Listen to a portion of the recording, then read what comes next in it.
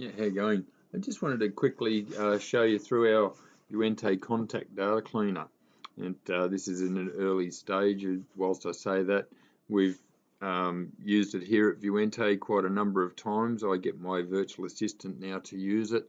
And in earlier days from her learning curve, we did actually have a few trips and stumbles, but fundamentally we have got better and better and better. So I hope that this works for you. If not, you can use the raw template and adjust it to your own liking. It's probably set up for an Excel user, probably something in the skill set of Excel, 6 or 7. You're going to need to know the equals function and the simple drag and drop down. Now, as we come through, we've got a secondary sheet down here, which I'll go and have a look at in a moment. On the instruction sheet here, we've got our empty normal white cells, which you'll find on line 3 on the next tab, and they're simply for you aligning your data to the cleaner, and that is that we'll go and have a look at that soon. So the red's there for calculation purposes, the amber's sort of there just saying that there's a formula inside, and the green on the top menu column, row 1 rather, is there for illustration of which fields are going to be uploaded.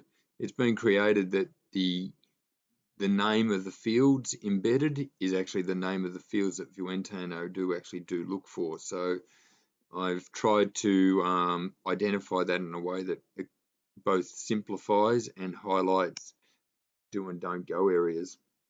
So look, without me going through the step 1, 2, 3, 4, 5, 6, it is very highly suggested that you do a batch of 100 contacts and upload those.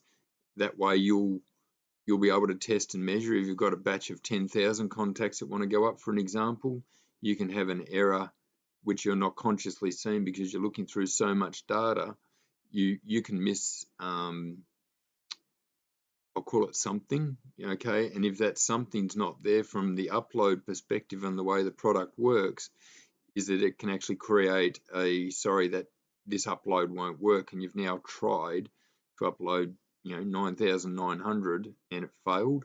So that can become quite frustrating. So I found the quickest, easiest way is to do batches of 100, and you've got to export those or save those as a CSV file once you've gone through the cleaner, and off you go from there. So let's have a quick look at the operating side of things, or the get into it side.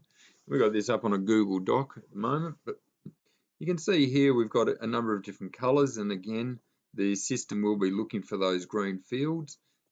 These red ones are purely telling us that there's a data entry area, a hard area, and the orange has got formulas behind it. So you can see here in the tab, as I say, this is a raw product, so that means you're going to be able to A, sabotage it, B, critique it, or C, destroy it. Yeah.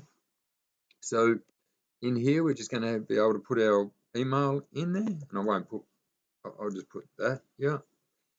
And our first name, again, our mobile number, and you might use the equals function and go back to your own Excel spreadsheet, equals cell, what have you it is, so that once that's in there, I'll just call that. Yeah. And then you can simply drag it down. So you're going to be able to do that with all of these fields. Equally, when we drag down, we're going to want to drag down all of them, going right back through here as well. Actually, I'll just show you that quickly. Right, so all the green fields here are custom fields and zip codes or postcodes, depending on what country you're looking at it from. Okay, and you can see that it's coming through here. In here, because the product is actually only offering two name fields, first name and last name, we need to differentiate. And I've seen quite a number of times where the last name can have a whole lot of other information that's not really the name.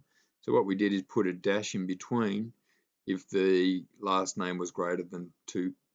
If the name here was greater than 2, then it would put this dash in between. The intention being now that you can use a custom filter in last name to find those dashes and error proof it on upload if required. required. So look, I hope that makes enough sense to you. I don't want to waffle on too long, but equally I don't want to not give you the right sort of message. So again, this is a revision 1. I am aiming for it to be what I'll call an Excel competent user, around about a skill set 5, because Excel is hugely capable. And as long as you understand in Excel the equals formula and drag down, you're probably going to be on a reasonably strong path. Alrighty, I'll cut to the chase. Here's to your success, and we'll speak to you on the next one. Bye for now.